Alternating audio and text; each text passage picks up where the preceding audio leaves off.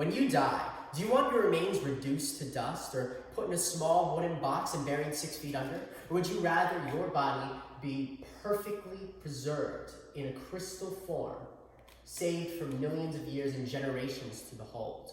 Well, this actually occurs naturally in one of the many pathways of fossilization.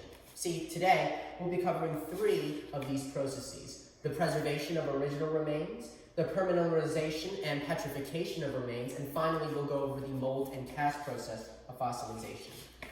First of all, original remains. They are incredibly rare, but as you can imagine, they give us a lot of information about how an organism might have lived. First, we have freezing. Freezing occurs when an animal might die in some permafrost and then is covered by more ice, kept away from oxygen, so even the fleshy parts stop decomposing. As you see here with our friend Otzi, the self-proclaimed Iceman, found between Austria and Italy. Most of these specimens come from the late Ice Age. Preservation in amber can be from way older, but it usually only occurs for very small animals and insects. As you see here, this is one of the smallest dinosaur specimens, measuring 14 millimeters. What happens is resin drips from trees on a dead or living animal and preserves it, and then it gets buried, and when the resin is hardened, it stays for millions of years. Finally, we have asphalt preservation. Now, asphalt preservation occurs when some animal looking for water gets stuck on the asphalt, which is incredibly sticky, and starts to sink. We see an interesting aspect with this because prey animals are usually found at lower stratifications than predator animals, which are found at higher stratifications because, they see struggling prey and they just can't resist themselves. Here is a scene from the La Brea Tar Museum in California. Now, since 1906, more than 1 million bones have been recovered. So as you can see, this is a very popular way to get things fossilized. But nothing is as popular as permineralization and petrification.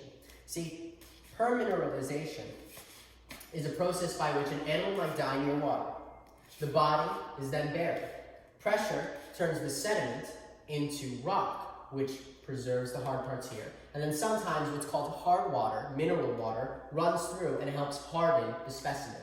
Then the specimen is brought up to the crust by tectonic action, and erosion exposes it for us to find. Next, we have petrification, which is a process very similar to petrification, but instead of any parts of the original animal remaining, all parts are traded in for minerals. Kind of like the replacement that we see in crystal quartz, but it will give you a lot more detail, microscopic detail. And here is a petrified wood forest in South Dakota. Now, we'll talk about the mold and cast process, which is also very common in a variation of remineralization. Something will die. It'll get pressed into the sea and buried in sediment. Sometimes, this hard part will even disintegrate, leaving a cavity.